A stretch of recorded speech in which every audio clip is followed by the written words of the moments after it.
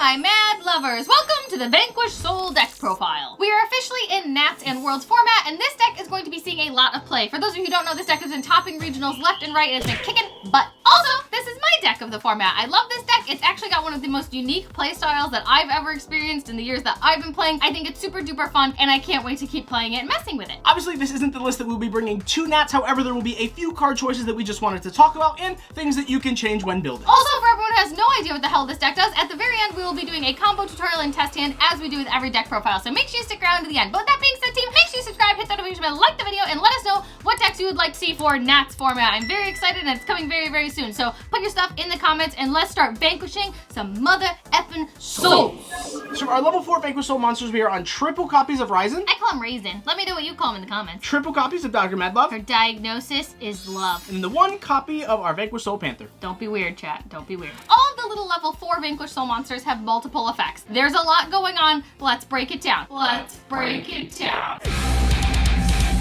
So Raisin on summon is your typical searcher. He's going to grab you any non-warrior Vanquish Soul monster, which is going to be Madlove, which on normal or special summon will search you any Vanquish Soul spell or trap. And of course, Pantera is a little bit different, where if you control no monsters in your main monster zone, you can special summon her, which is great because it doesn't require you to use your normal summon, and it puts a level 4 on the board. Also, these cards all have quick effects that revolve around revealing cards in the hand. Now keep in mind, there are multiple effects, but you can only use one. The first effect will always reveal just one card, and it is always their attribute. So Raisin will be fire, Madlove will be dark, and then Panther will be earth. The second effect is a little bit more powerful, so not only will you be revealing their attribute, you will also be revealing an additional one. For Raisin, it is fire and dark. For Madlove, it is dark and earth. And for Panther, it is earth and fire. And also, just a little thing to keep in mind here, Pantera and Raisin both play with columns such as popping monsters or popping back row. It's kind of a lot to think about on top of the attributes, so just keep all that in mind. So just a really quick briefing on their effects. Raisin reveals a fire and cannot be destroyed by card effects this turn. His fire and dark effect destroys all other monsters in the card's column. This plays really well with the Link 1 because you can summon this from your hand on your opponent's turn in any column. And then Madlove's effect is reveal a dark and one face-up monster your opponent controls loses 500 attack and defense. And then her dark and earth effect is to return one monster with the lowest defense on the field back to the hand. Pantera reveals an earth and then cannot be destroyed by battle this turn, so it's like Raisin, but with battle. And then the earth and fire effect is to destroy all spells and traps in this card's column. I know I'm just the typical Simp Lord over here, and Shureg truly will always be my #1, followed by Aluber, but Raisin, I'm not gonna lie, he's pretty high up there, team. I don't know, maybe it's the undercut, the weird Kawaki vibes I'm getting from him, but like,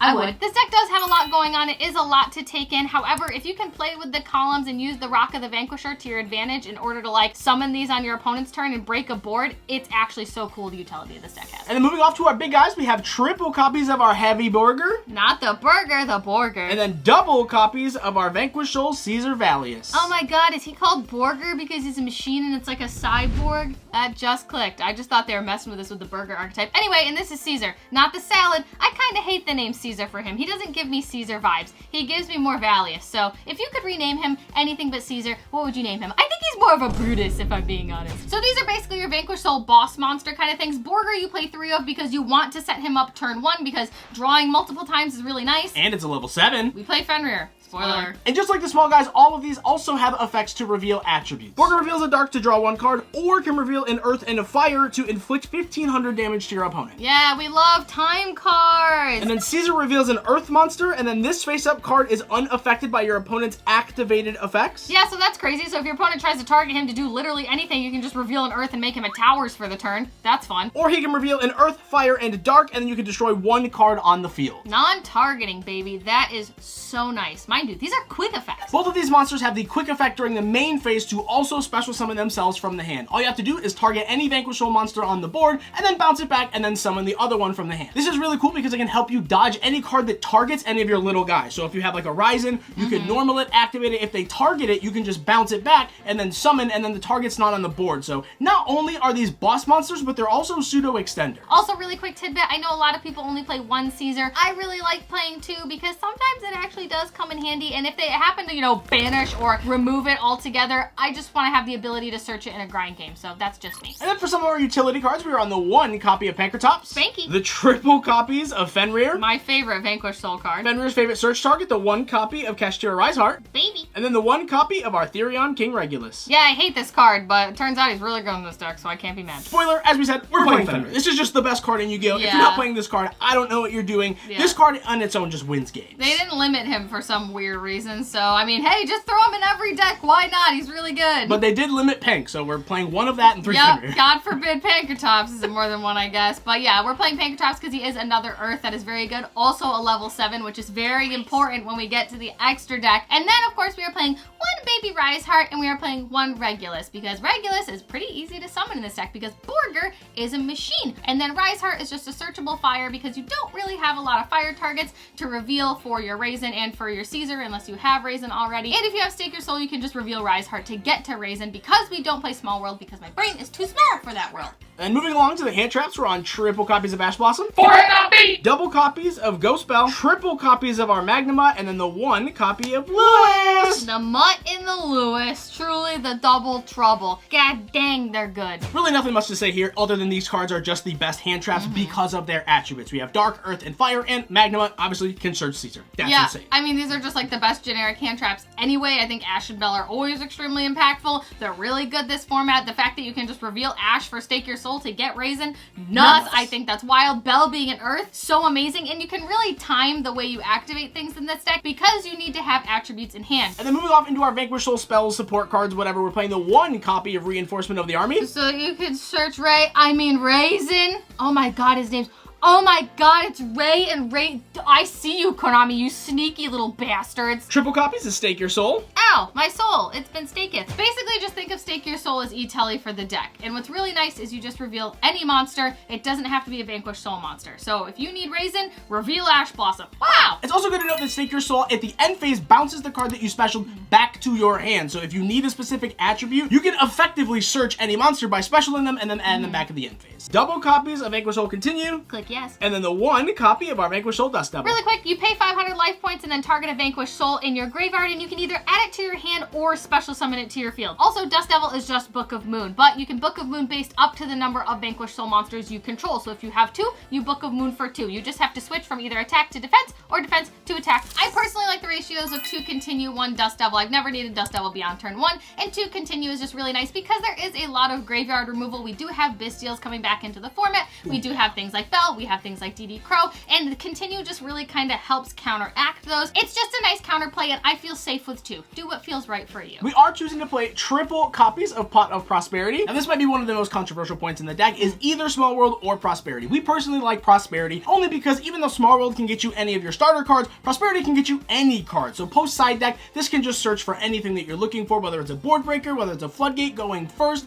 This card is just better. And then the remaining cards in the deck are triple copies of There Can Be Only One. I hate this card. I hate that I'm playing this card. I didn't want to play it. I tested without it. I hate Floodgates. I think this card is garbage, but it is really good going first. If you don't like playing this card, you can play anything else. This is your flex spot. This can realistically be your talents, your Book of Moon, it can be whatever you want. Just once again, these are not cards that are definitive Moon and Core. These are just cards that were tested. All right, moving on to the extra deck beautifuls. We're gonna play 3 Rock of the Vanquisher because it's literally the pretty much only card you're really ever using in the extra deck. The nice thing about this deck is you're not using the extra deck for pretty much anything. All right, I'm just gonna say something. I think Vanquisher is the sickest Link 1 that's ever been printed in the game. Oh wow, Link 1's being broken? No way. Oh, I just think the art's cool. I mean, yeah, it's really good. The effect's insane too. I mean, I just think it's like, look at that card. But aside from it having the coolest art ever printed, it does have some very good effects. Let's talk about them. Before we get into its effects, this card cannot be used as Link material. That's really good to know. Keep that in mind. He is Rusty Bardiche. You do not use him as Link material. Also, Rock of the Vanquisher has like a pseudo Avermax effect, where while you control a Vanquished Soul monster, your opponent can only target monsters you control with the highest attack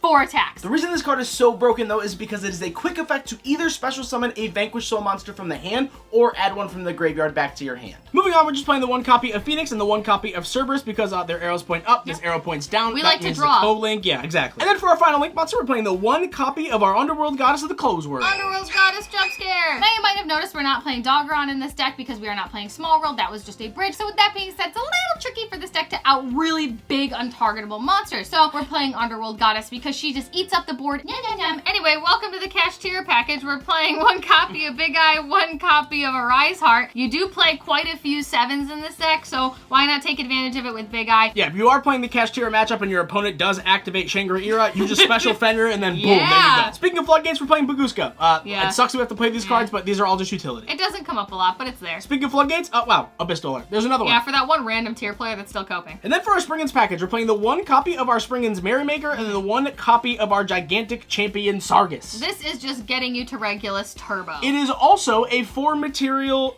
Zeus. We're playing double copies of Zeus. Wow, who would have thunk? So any 2 level 4s can make Merrymaker, and then you can just summon Sargus on top of Merrymaker, and then just attack, and then there's Zeus. Cool. And then the one flex spot, we're playing the one copy of Baron. The flex spot, my Omni Negate. Yeah, it doesn't come up a whole lot, but you really can do kind of whatever you want with the extra deck. As long as you've got 3 Vanquisher, you're pretty good to go, babe. Now that you've seen what we've been cooking up with the Maiden extra deck, let's see what the Borger tastes like. In the combo. Alright team, welcome to the combo tutorial and test hand section of the video. This is for every deck profile. We always show you a realistic 5-card test hand to show you the actual ceiling that any deck can achieve with 5 cards. So with that being said, this deck is going to look really unsuspecting at first, but remember, everything tags out is quick effects and Rock of the Vanquisher just says do anything. So we're going to cut on up, shuffle on up, and show you what the deck can vanquish. Alright, we're going to do a few more of these baddies and boop. Funky. Alright, here we go. Alright, we're going to start off. We're going to see one copy of Belle, one copy of our Caesar, Prosby, Fenrir, and Tickboo. Alright, we're going to start things off here with everything that we should ever be doing is special summoning Fenrir. This is the best card in Yu-Gi-Oh! Truly terrify your opponent into thinking you're playing Cash. Anyway, we're going to activate Fenrir to search. We're going to grab our copy of Arise Heart here. I know it's not a huge difference, but we are going to deck thin 1 card so we can fire off that Prosperity and hopefully not see this off our Reveal 6. Alright, there's our 6. Let's hope we can dig for Raisin. There's Mad Love. There he is. There Perfect. he is. Done. Amazing. Okay, bam, bam, and bam. All right, we're grabbing Raisin, no question. Here you go, buddy. Come to my hand. See ya. Hi, baby. Now we're going to normal summon out our Raisin. Keep in mind, we already have Fenrir. What a guy. On summon, Raisin's going to activate. This is going to search our copy of our Dr. Madlove. Now we're going to take our Raisin. We're going to link 1. We're going to summon our Rock of the Vanquisher right over here. Sorry, he's a little high. I'll put him down there so y'all can see him. We're going to activate our Vanquisher's effect. We're going to special summon our copy of Dr. Madlove in attack position. And then on summon, activate. This is going to search our copy of Dust Devil. Doesn't look very assuming here, but we're just going to set 1. We're going to set 2. And this is going to be our turn. We have a Book of Moon. We have a Floodgate. And this is actually really fantastic. Your Dust Devil obviously is going to put your Madlove into defense position to Book of Moon something. And what's great is you actually open Caesar. You have a fire and an earth already. So when you do go to tag out with Madlove after you use the Book of Moon, you can just tag out and then you have Earth, Dark, Fire, and you can reveal to pop a card on the field. So this is actually perfect setup. So let's demonstrate what that would look like, right? We pass over to our opponent's turn. Whenever we see something threatening, not only can we just Fenrir whenever we want because this card's insane, you can also Dust Devil, which will then switch this to defense position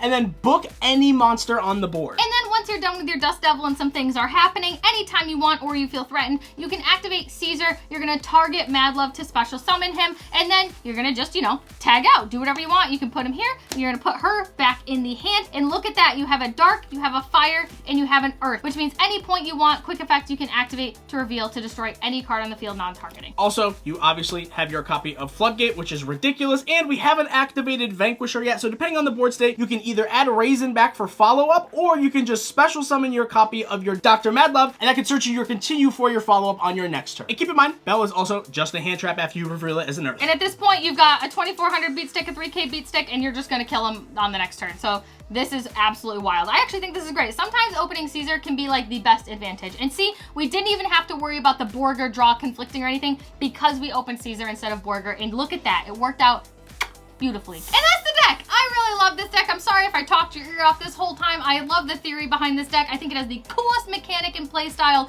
like ever in years. I think it's so freaking cool, and I know it's kind of convoluted at first, so I'm sorry if it's a little all over the place. But if you have any questions in the comments, please leave them below, and I will answer them to the best of my abilities. Also, make sure to catch us on stream when you can. I usually am playing it on stream, or you can just stay tuned and ask us if you want to see like a live duel or something different. I don't know, ask me what you want. But I love this deck. I hope you love it too. And that's it, team. I really hope you enjoyed this video. I can't can't wait to see all of you at Nats. Thank you so much for watching this video. We love you. You matter. We'll see you guys in these videos over here. Bye.